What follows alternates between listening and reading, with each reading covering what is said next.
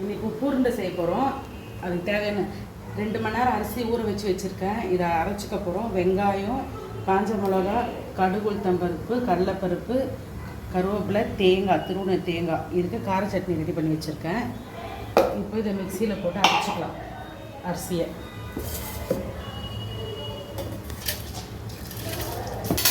கடுகு, உளுத்தம்பருப்பு, கடலைப்பருப்பு,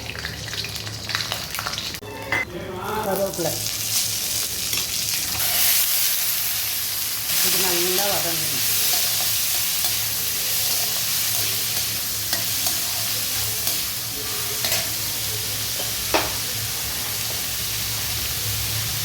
இப்போ இந்த வெங்காயத்துக்கு தேவையான அளவு உப்பு போடுறேன். மாவில் உப்பு போட்டேன் அரைக்கும் போது. அப்புறம்லாம் உப்பு உருண்டைன்னா சொல்லுவோம், நாங்கள் காரக்கொழுக்கட்டைன்னு சொல்லிக்கலாம். இப்போ இந்த அரைச்ச மாவே இதில் ஊற்றுறோம்.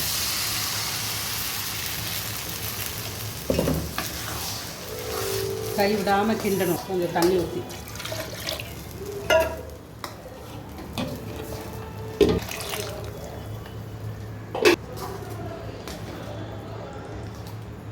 இது மாவு வேகிற அளவுக்கு நல்லா கிண்டிட்டு உருண்டை பண்ணோம். அவ்வளோதான், ரெடி ஆகிடும்.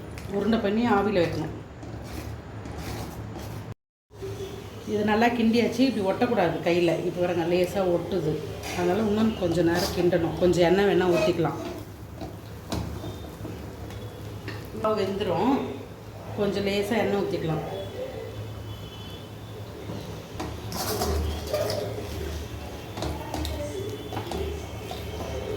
இதுக்கப்புறமா உருண்டை பண்ணி ஆவியில் வைக்கணும்.